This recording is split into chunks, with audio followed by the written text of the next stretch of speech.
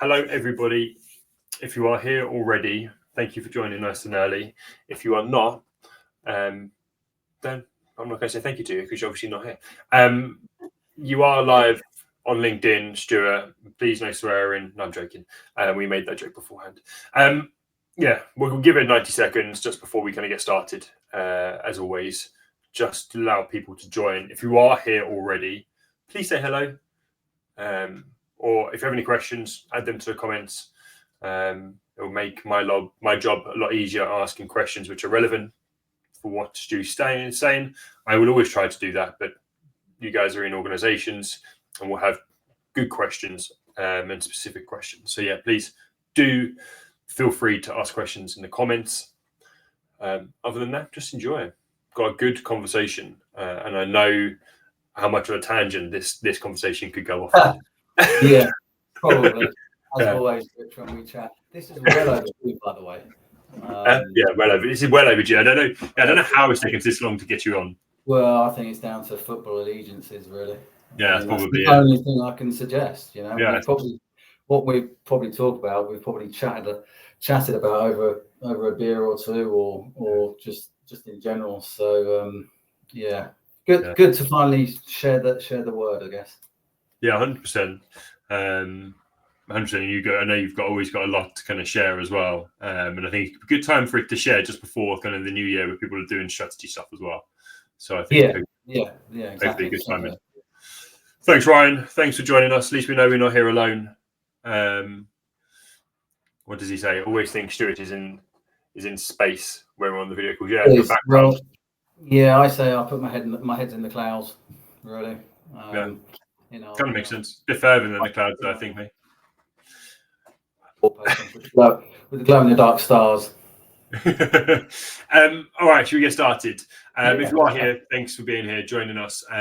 Looking forward to this podcast session or episode. I don't even know what you call it, really. This chance to have a conversation is probably a better term. Here with Stu, looking at some of the good, the bad, the ugly of workplace wellbeing, just so we can learn from that, share some good advice, and hopefully kind of make workplaces better for the organizations and the people in them, more importantly.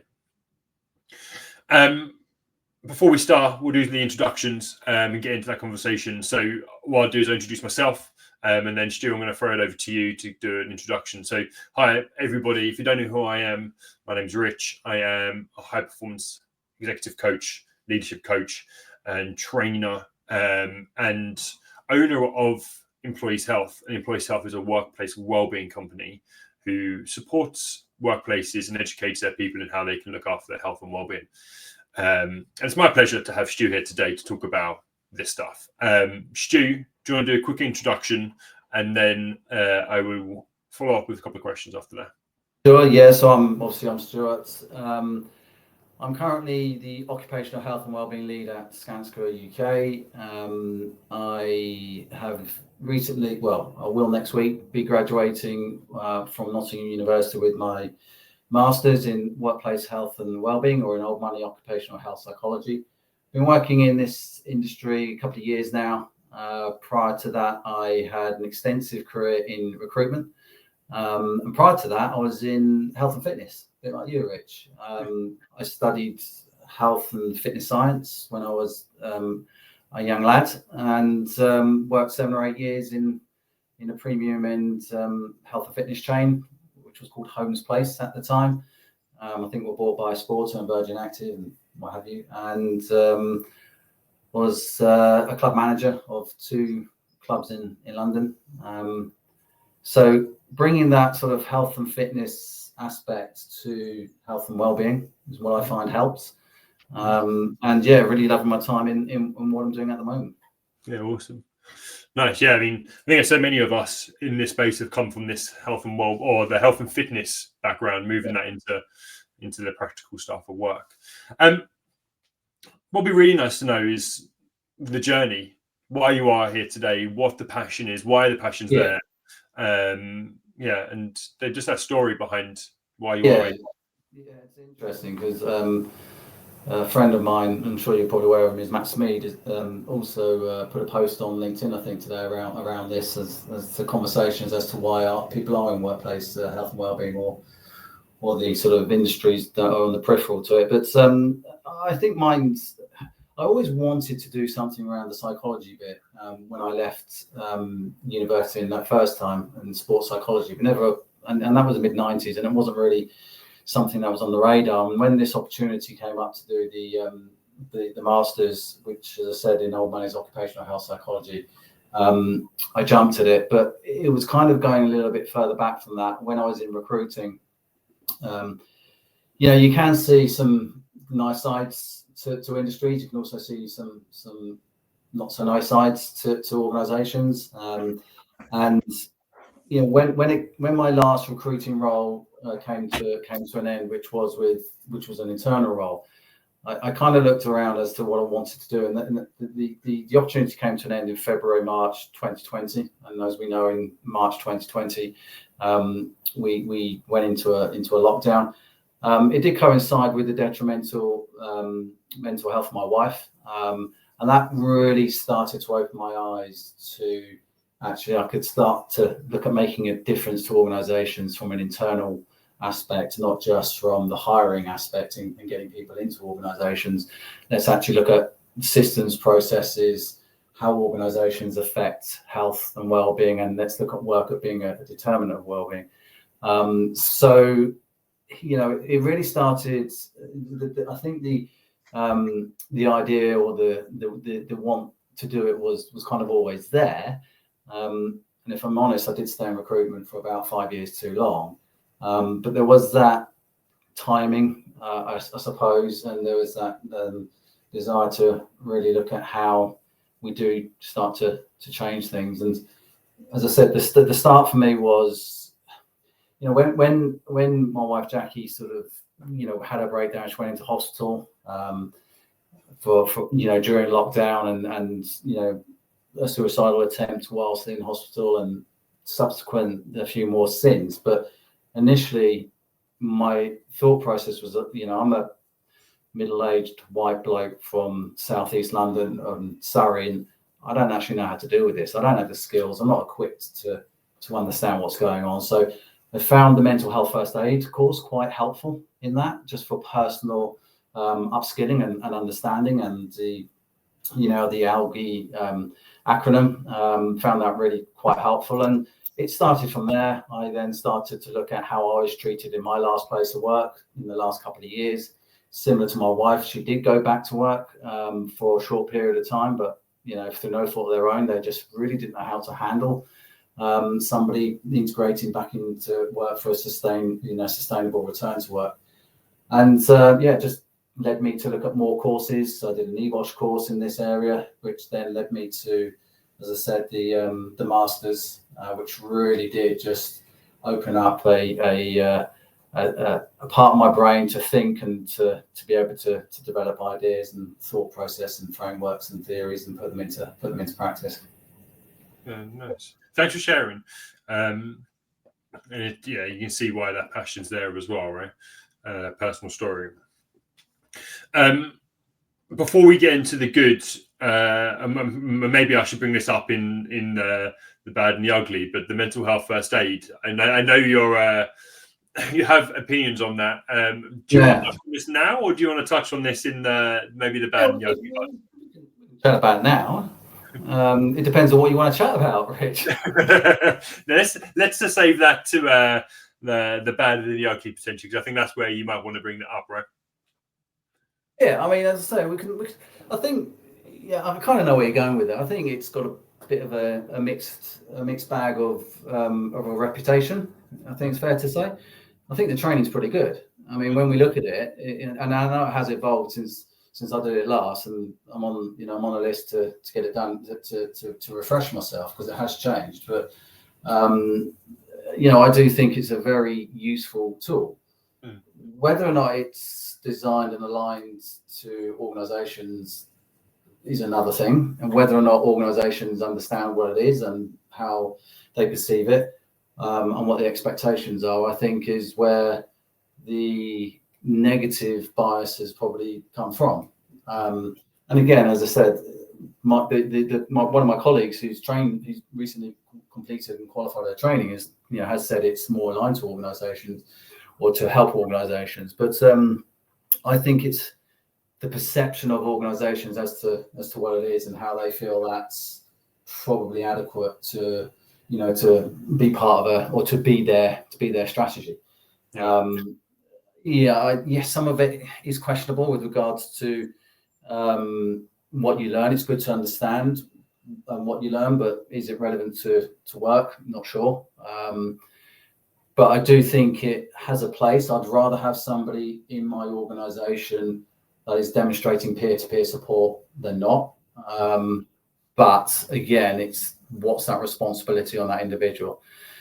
And as an organisation, how we exposing people to maybe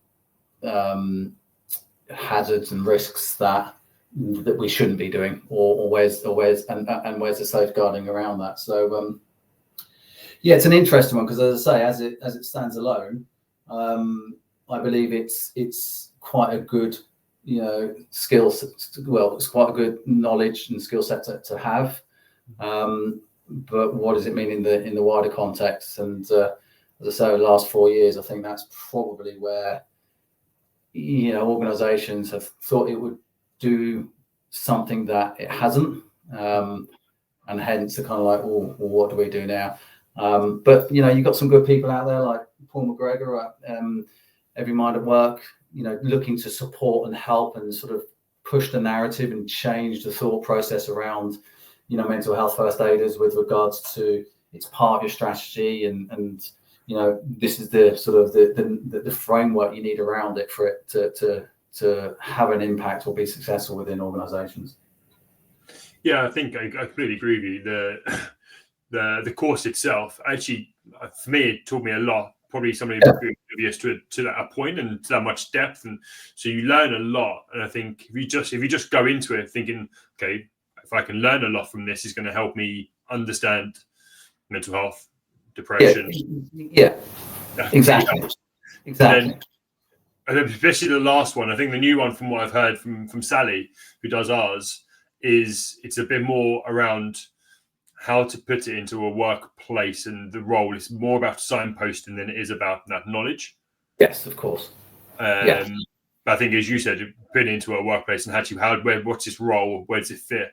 The role of the mental health, how they're getting supported, all that kind of stuff is then the bigger question, right? Yeah, no, I agreed. And you've got the NICE guidelines that have come out as well, demonstrating that what you have in the mental health first aid is, let's say, something around assessing suicidal risk. Again, I think that's probably at the very sharp end of what most people would be looking at within mental health first aid. It's part of the course, but the NICE guidelines are saying, well, you're asking somebody on a 2-day course to be assessing that. Actually, no, that's don't touch it. Just it's the signposting that's important, and not necessarily where you somebody signpost to because you've assessed their suicidal risk. It's that you're not qualified to do that. No. So the signposting is important.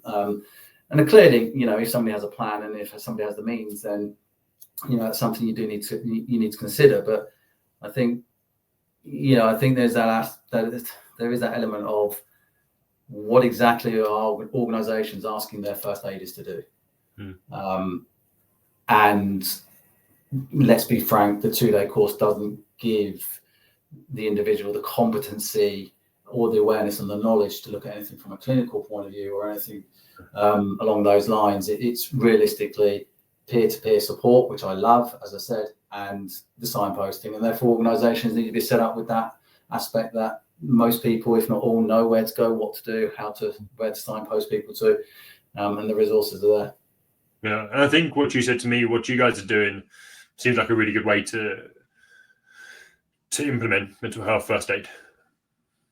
What we're looking to do, you and I spoke about that confidentially, I guess, because we haven't run it past our senior leadership team, but Yeah, I won't bring it up then. Sorry, I wasn't sure whether that was a confirmed thing. No, that's okay. But I think where we're looking at and what we can look at, and what's the end game is the premise. And from within my industry at the moment, which is construction, it's looking at stigma, and for us that's health literacy. It's let's improve the awareness, and therefore let's get people on the course without being a first aider. Let's just train them or give them the opportunity to learn more about mental health. What they choose to do with it is up to them, but as a responsibility to us and our supply chain, let's just look at raising the tide so all the boats rise, with a view of coming back to that aspect, as I sort of said to you, with the peer-to-peer support. It doesn't necessarily need to be line managers. It can be anyone within the organisation, because you're more likely to chat to one of your colleagues, or as opposed to somebody more senior. So yeah, I think stigma is still there. We still talk about mental health first aid, but it's to really just, let's look at it from a different light. It's an upskilling, it's a good piece of training. So why don't we utilize that for what it is? Because that will be the end game, as opposed to let's go and get 300 first aiders. Because again, the first aiders piece is what organizations will fall in, the trap will fall into, is that people don't have the time, the resource, capacity, etc. So you don't actually need a lot of first aiders. I'd rather have a lot of the knowledge and people understanding, what mental health signs to look out for and how to approach, not necessarily a first aider, because again, there's risk and there's safeguarding attached to the first, to being a mental health first aider. Yeah, 100%. Suzanne here puts a really good one. I'm just putting on here. A big nice kind of comment or question. I think mental health first aid is a great foundation course. The organisations can then decide to build on this based on what works for them and then what's needed for their workforce. And I think that's the beauty of it. Everyone should know how to provide mental health first aid, and a lot of people benefit from the course outside of work. I think. Yeah, hang on. Yeah, exactly what we've been saying. Yeah, 100%. Yeah. As we've started in this kind of area, I guess we have a freedom to go whichever way we like. But I think actually let's continue on the stuff that companies are doing, which aren't maybe more of the need a bit of improvement and to tidy up. What are you seeing companies doing at the moment that are okay but need work on? Yeah. So I think we'll kind of take a step back, and what I'd say to organisations or people in wellbeing roles or not, or those are attached, that the roles are attached to the wellbeing roles attached to their current role is what's the end game? What are you looking to do? Are you just looking to follow your competition because they're doing it? Are we looking to put something on a website to say, yeah, we're doing this, or we advertise we have X, Y, and Z when we put a job posting? And I think there's obviously more to it than that, but I do think that you need to understand, what's the end game and therefore what's right for your organisation. And what I do see in organisations, not all organisations, is they'll look to implement a wellbeing initiative because it looks and sounds good. Or they've got a little bit of research and data not aligned to their organisation and think this is the way we need to do it because the narrative is positive, and therefore we'll follow that, and then don't necessarily know how to implement it, don't really make a good job of that, and when it doesn't have the return on value they thought it would have, deem it as a failure. So I do think there's an element of looking at what does your organisation specifically need, as opposed to what you think it needs from rhetoric from outside of your organisation, or somebody's come in and had an idea. Let's say the senior leaders come in and said, "Oh, this sounds like a good idea. My friend's doing it, or I've just come from a networking event and they're doing this. We should do that." And it's almost looking at, well, what does your organisation need? Let's go and collect that data, that quantitative and qualitative data. Let's analyse it in a robust way. What does the data say? Not what we think it says. And then look at how we can start implementing or actioning what we see. But I generally see that organisations are probably trying to run before they can walk. I also think that they're tackling things that aren't necessarily relevant to their business, to their organisation. And the one area that I think organisations are quite scared of is that they feel they have to take responsibility for everything, stuff that happens outside of work. Whilst that might affect people in work, that's what they need to be focusing on and concentrating on. And a lot of this will come down, for what I've learned whilst being in Skanska, is a lot of this does come down to looking at two things. One is risk management and stopping what is maybe making your people sick or not perform to their full capability all the time, and B, trying to implement something that's going to promote well-being and promote the positive of work. And I find they're two separate things, and it's difficult for a well-being initiative to work if it's just looking to promote well-being and work being good for us. If we don't stop the rot, as I call it, as a footballing term, you've got to look at managing psychosocial risks or psychosocial hazards. And when I say psychosocial, we're talking around things like things that are going to affect your mental health within work, or physical health for that matter. And I do think we need to look at managing those hazards so they don't become risks, and then start to build from there, because you will probably find you'll have more of an impact and you'll get better results from it. And the football analogy I've used in the past, as most things do come back to football, is you can win a game 4-3, and yes, it's entertaining, but you've had to score 4 goals because you've conceded 3. Whilst it's a win, that defence is not going to be happy because they've conceded 3 goals. It's far better to win 1-0, whilst it might not be sexy and might not be entertaining. You've actually stopped any damage or any harm by not conceding, and then that one wellbeing initiative you put in place has probably had more effect than the 4 you put in place, because you've got 3 risks and psychosocial risks in the background. So again, I guess it's all around, you can put in all these sort of initiatives, but if your boss is a bully, or if your work is far too much and you don't have the resource, or you've been told to go into the office 5 days a week and it's causing a lot of inconvenience and detriment to your well-being, it doesn't really matter, because you've got to stop at looking at what's harming your employees initially. Yeah, and I think for me that touches on the importance, or not the importance, but if you are looking at those hazards and those issues at work, then just doing these random workshops, because that's what you think well-being is, around education, is just not going to help. That's not workplace well-being. That's just educating people in well-being. It's not actually creating a better environment or workplace to help people be well, right? Yeah, I mean, you need the awareness. Obviously, you've got to start somewhere, but I think you've got to start looking at systems, processes, how work's designed, what's the environment, what are the relationships like. The management standards. Let's look at your job demands. How much control somebody has over their work. Can they job craft? Do they have to be somewhere at a certain time, and they're just told to get on with it, and they have no say? But if you look at those management standards, and the other 4 being the relationship role, support and change, it's kind of, and if you want to take that further to ISO 45003, it is kind of looking at the organizational aspects, not just the individual aspects, and not just a sort of a token effort. So yes, you can start off with some sort of awareness campaign, which is great. Where's the backup for all that?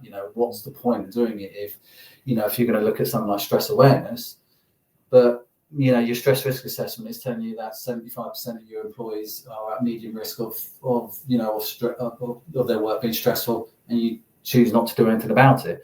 Stress awareness is not really going to solve that problem. So again, coming back to where we sort of came in is, organizations have a choice as to what they want to do and why they want to do it. So what's the end game? So is it about, okay, we're going to do some tertiary interventions to show we're doing something, won't really have much value, but we're showing that we're doing something, and that's good enough for us? Or do you actually want to change the world of work and get the best out of your workforce and put them in an environment that's going to thrive, and you have a bigger impact, not just on your bottom line as an organization, but on those lives, on those people's lives? And as we spoke about, how does that matter in society? And we start looking at social value and the change organizations can have within on society. It's a bigger picture. It's as I say, I'd like to think there's more value in an organization doing that than just what's the short term. We don't want to lose people in the next quarter. We've got a number to hit from a financial point of view, and if we lose 10% of our workforce between now and then, we're going to be up against it. So I think that's for me, that's the important recognition, right? So, or our understanding of that workplace wellbeing isn't individual wellbeing.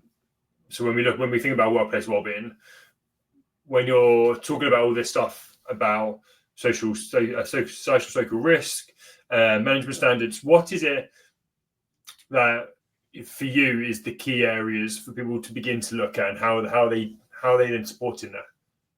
As I alluded to, I think there's a lot out there that we can look at, but I specifically think, as I say, those HSE management standards are a good place to start, and understand what they are, and then start looking at risk assessments on that, and really understanding what's happening within your organisation. Where are the pain points? What is it that is creating absenteeism or turnover? What is it that is creating people not performing to at least 70% of their productivity that they can do? What is it and then what is it people are looking to, what's going to motivate them, what's going to create that sort of drive for them to want to be successful and demonstrate that they have that enhanced and sustained productivity and motivation, and work is good for them. So I do think it's really looking at the majority of issues you'll find within work is that most people say we're overworked,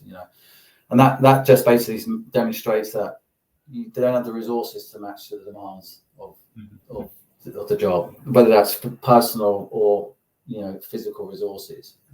So in my trade, when you look at the very front line, if somebody doesn't have the right tools to cut a piece of wood, it's looking at that, whether they've got the skill sets to do it. Have we given them enough training? But I think there's an element of a lot of people in organizations say the workforce is burnt out.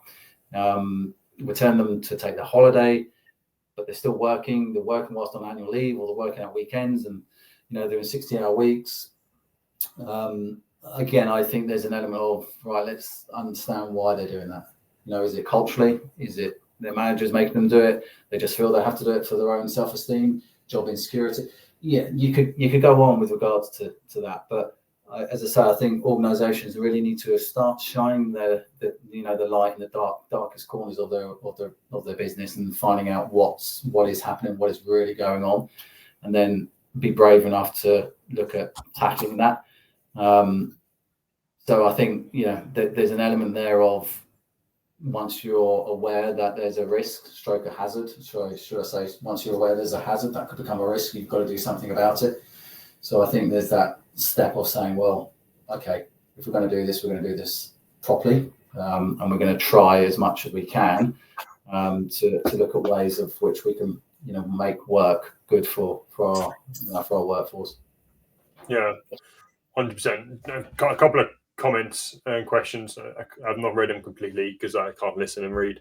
We'll chuck them up. Ryan, don't think there is any one solution that covers a holistic need. Things like mental health first aid can be used as part of a bespoke strategy that works for the company and can evolve over time. I think the danger comes when any potential solution is used as a tick box exercise and not fully thought through or implemented, reviewed and improved as you gather more feedback and data.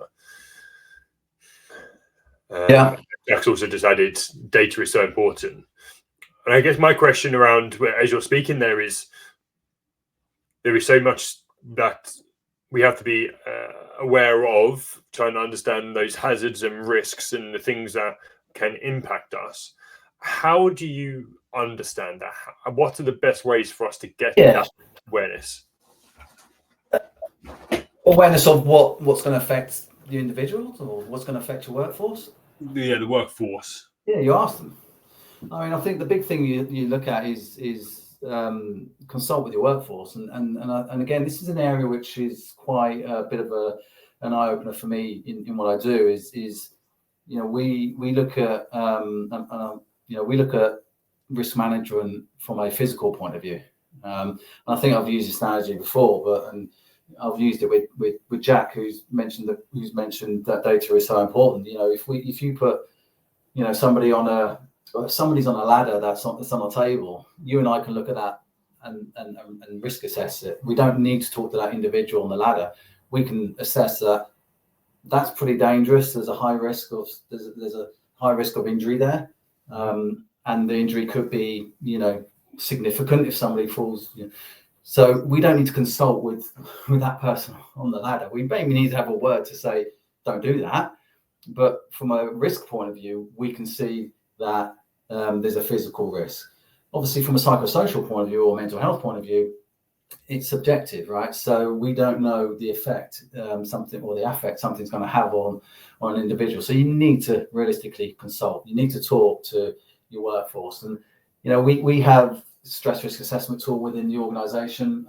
One of my colleagues is carrying out stress risk assessments on their team. We look at doing what's called task and finish teams or afterwards, which is, whichever way you want to call it, is actually we've identified where the stress is because they've done the assessment, but it's what do you do with that? And we go to the people who are exposed to the risk and to the hazard, should I say, and say, where's the solution? Where's the initiative here? What can we do? And surprisingly, they have the answer. Well, it's not surprisingly, I'm being sarcastic. They will have the answers. They will know. But what's also interesting is, saying there about my colleague, is she last week or a couple of weeks ago, she's gone and done 9 meetings with the team about risk, about hazard, and not one of them is going to cost any extra money. It's a case of actually, let's just look at how we can change process, or how can we do something slightly differently, mitigates the risk, or at least reduces the chance of the risk occurring. So again, I think it's looking at understanding where the hazards are within the organisation and go and consult with the people that it affects, and then look at what reasonable adjustments can be made for at least controlling that hazard. And how to say then, once you've got that hazard in place and you've then begun to implement some of those internal processes, let's call them, the stuff which is fixing the hazards, looking at the organizational standpoint. At what point then are you doing the individual support for wellbeing, or obviously all that hazard fixing and risk management is wellbeing for the individual, but how much more support then do you add for the individuals, the workshops, the education, and that kind of stuff? I mean, let's not get away from the fact that if we do implement something that you think is going to work, that needs to be kind of measured and assessed and understood that it is solving the problem that you're looking to fix. And it could be the individual, or it could be organizational or systems led. But I do think then, as an organization, you are looking to create that culture where people will look at taking responsibility for their own health and well-being, but it's creating that opportunity and that environment for individuals to do that, I think. And again, we can start looking at inclusion and diversity with that, with regards to people being heard, people bringing their thoughts to the table, then people job crafting, and as I sort of alluded to earlier, with regards to can they do something differently because it's better for them due to any sort of restriction they may have. So again, it's really looking at going to the individual and say, well, what works for you? You know, do you need to get away? You know, you may be working from home for 3 or 4 days a week. You know, do you need to get away from your desk? You know, I'm going to log off. I'm going to make sure that, you know, between 12 and 1, I'm going out for a walk, or I'm not on my email. I'm not having a meeting in the diary. So there's that element there of, you can look at things from a cultural point of view, but also there's that, and therefore creating that opportunity for the individual to look at their own personal health and wellbeing. Yeah. I think that there's obviously one section in the middle here, which obviously I'm a big component of, and the stuff we do training wise, but the team and the manager of that team, how that plays onto someone's well-being. What are you seeing there as hazards and risks, but then also how we support that as well? Yeah, I mean, there is some evidence and there's data out there that if you have a line manager that is sick often, your staff will be sick often, and vice versa. And I guess that's backing up some of the, you know, the theories and frameworks that have been out there for a long time, that, you know, your workforce generally will mirror what your organization is doing, and what your managers are doing. I do think there needs to be an element of your manager understanding the effect work has on them, and then the effect they can have on people within the workforce. Yeah, again, that to me, that's around awareness. That's around, and that can be bottom up as well as top down, and creating environments where, you know, open and honest conversations can happen. So you can then kick on and do things about that. Psychological safety is important within a workplace. It's not the be all and end all, but it certainly will support a wellbeing strategy. But I do think there's also the other side of it, that managers have a lot on their plate, possibly too much, and you know, they get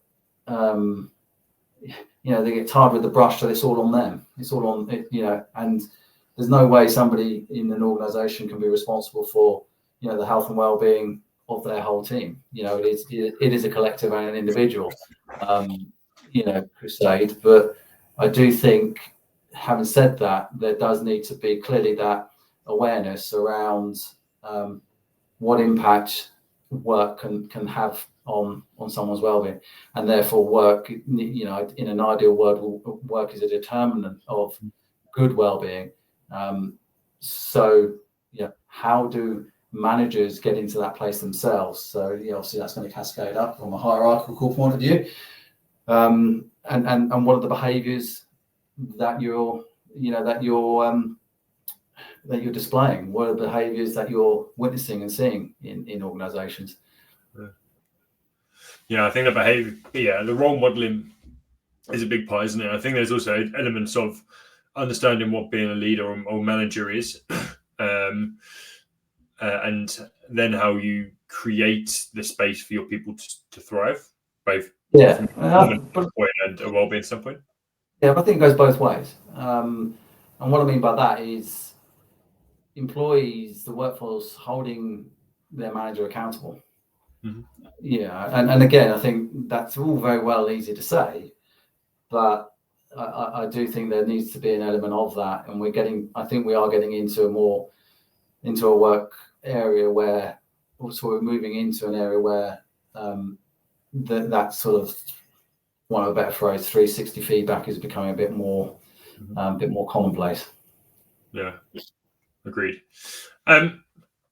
Okay, so we've looked at quite a lot of different things. Where would you then recommend to start all of this? What's the most important thing that company could be doing now to make a difference? Well, I guess it'd be asking what the company wants to do. Why are they even bothering? Mm-hmm. Yeah, I guess there's that element of, you know, well, we don't have to. I mean, I think you and I had a conversation initially a couple of months ago now. Was, you know, I asked the question, well, why do organisations exist? Why would somebody set up an organisation? Mm-hmm. And obviously, the initial obvious answer is, well, for money. But when you really question it, is it? It's almost, there's a supply or there's a demand in the market, or you create that demand, and therefore you want to create that supply, and it looks at providing services and products, and money's is a byproduct of that. It's a measure of success, unfortunately. But are you creating an organisation?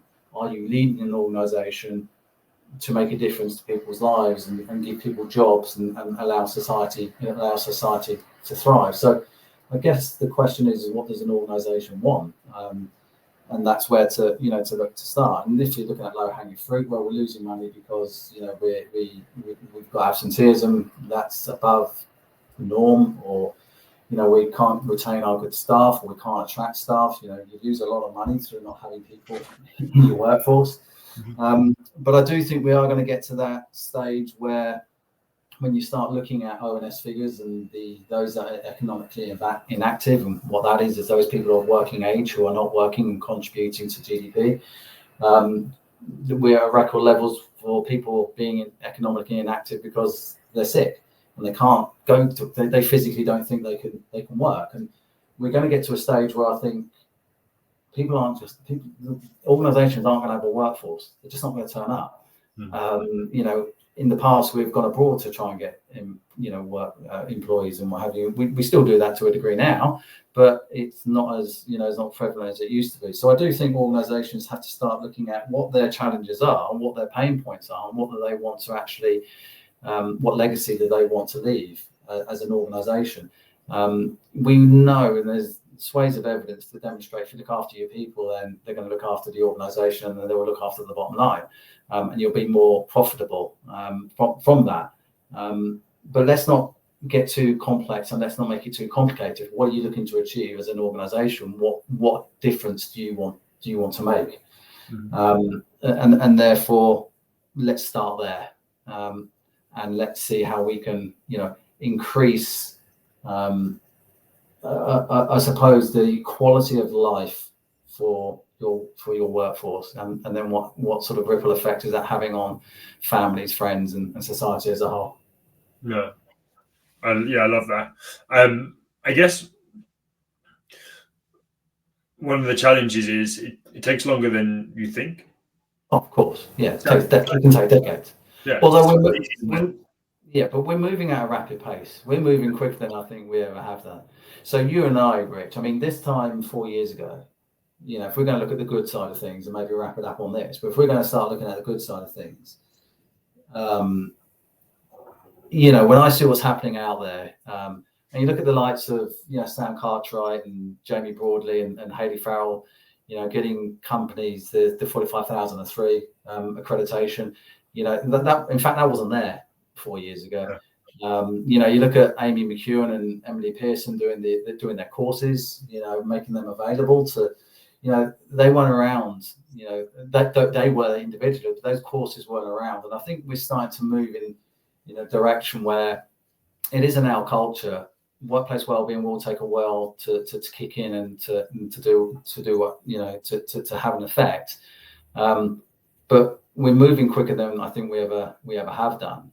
And the maturity of the conversation that we had at our Let's Improve Workplace Wellbeing event a couple of weeks ago, that they weren't the conversations we were having pre-pandemic. No. You know what I mean? And we're part of a network, and these networks and these social events or these sort of networking events are appearing every week, and those levels of conversations are a lot more mature. I think we're becoming more aware of what has to happen. The rhetoric has moved on. We've changed. The narrative is changing. I've certainly started seeing it within my role now about looking at risk management and how we can bring that into organisations. Health and safety can be a huge ally if we know how to. How we can sort of influence it in the right way. So I think that there's a lot of good stuff that is certainly happening, and the way I look at it is that we're getting people in these roles who are competent, and they're able to think for themselves what's right for their organisation and what we have to do to make it right for, as I say, for our workforce. And then there's that element of talking about it and demonstrating what you can do, what can be done, and sharing that knowledge and sharing that information. There's no point of it just being in this conversation. There's no point of it being in the, in these four walls. It's the bigger picture, that I certainly think, and that will take time, but I think we're gathering pace, and there's more, there's certainly more awareness, and there's certainly more things we can be looking at. On the other hand, we still do need to be focused and sharp, that we don't get overcomplicated and make things a bit too overwhelming. Yeah, I think I agree with you. From this side of the picture, as a service provider, I think you're seeing companies being more internal focused, looking at, as you said, the issues at hand and the risk management, because it does seem that us providers are getting less of those just workshops. We had loads of workshops just doing talks and stuff at the beginning, whereas now I think they're focusing internally, trying to figure out what they can do at a company level, an organizational level, which is going to make the big change for people and the way the work happens. Maybe that's where I think the focus towards leadership's happened over the last kind of 6 to 12 months. And I think that's been a big impact and having a big impact on their people and the way the company is run. And also the performance of those people. I will caveat it with, though, and maybe it'd be interesting to get your point on this and then kind of finish back on the positives and the tips. But with all of this stuff happening, we're still seeing a negative response in regards to well-being from people at work. In a sense that people are still getting sick. People are still getting sick, stress, burnout levels are still high. Yeah, and again, I think that's us trying to grapple with what we're doing. Again, I don't think we're looking at risks and hazards. I think we're just trying to, put a plaster on, saying, well, bikes and bananas, yoga and, and yogurt, or not even that. There's aspects of, well, we're just going to focus on psychological safety, and that's the be all and end all.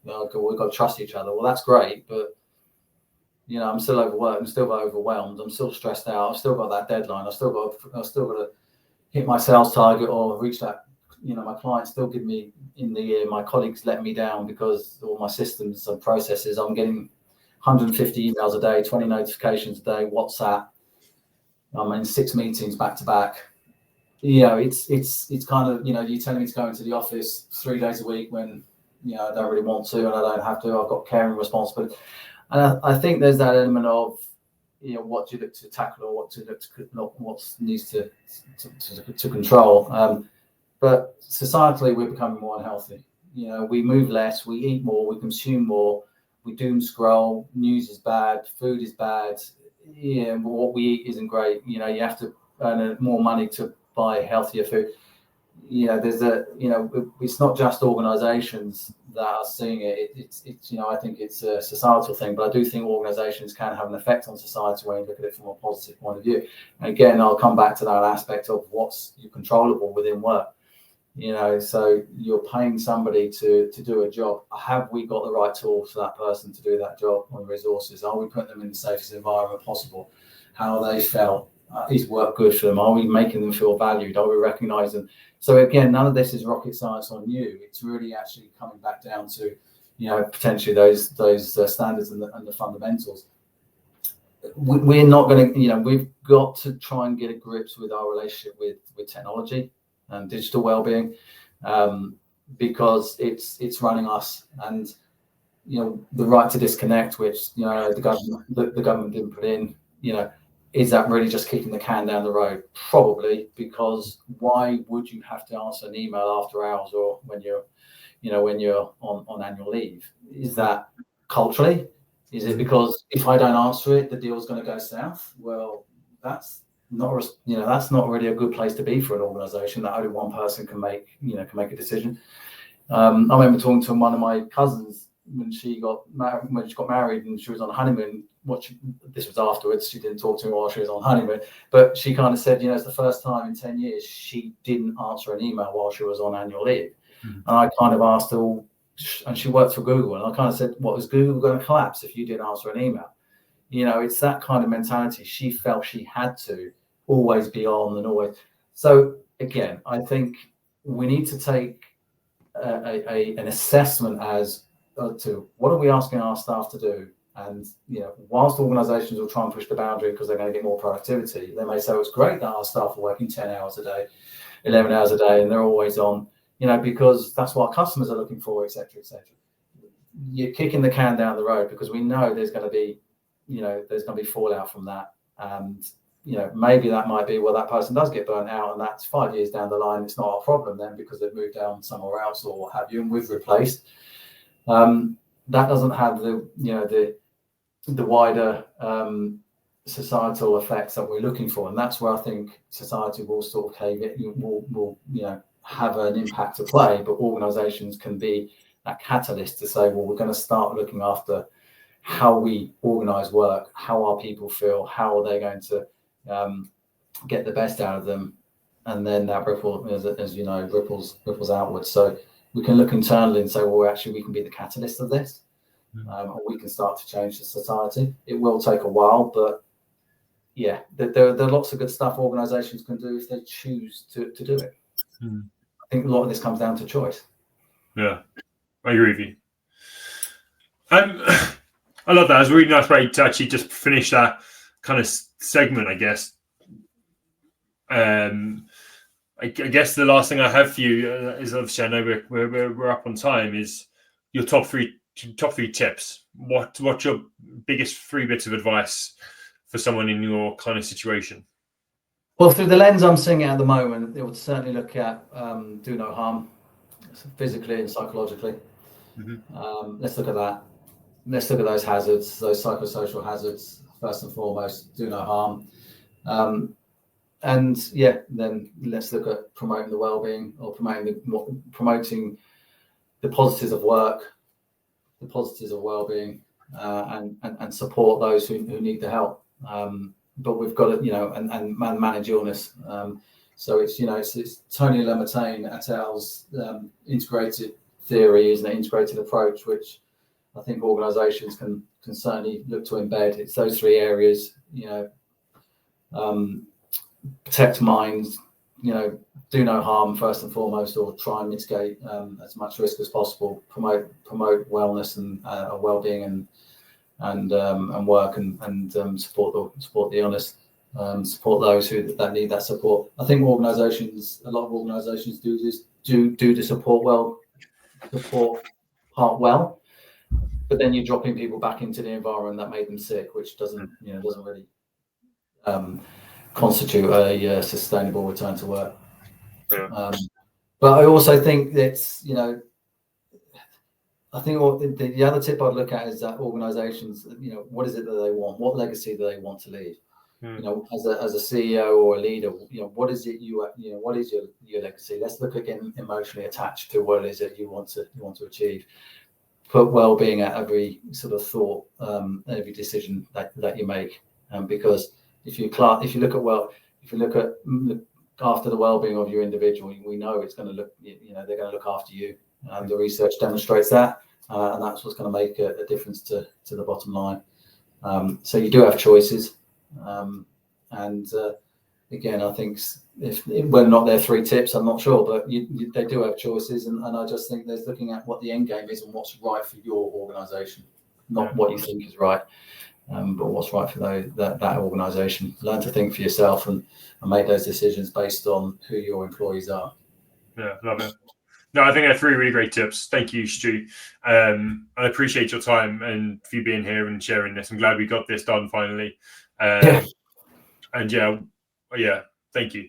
Everybody, if you're here still listening, thank you for joining. Thanks for adding such good insights and comments and thoughts and views.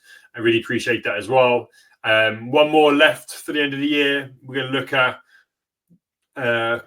the individual side of well-being and how we can look after ourselves over Christmas, and how we can look after ourselves kind of beyond that as well. So just looking at kind of the health and fitness well-being side of well-being.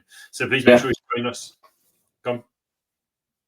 Sorry, Stu. Nice. No, I was going, it'd be worth tuning in. I'll look to tune into that one. Yeah, wicked. Thank you. Yeah. Everybody else, have a great week, and I will speak to you all soon. Stu, thank you. Stay where you are for a second. Everybody else, bye-bye. Cheers, bye.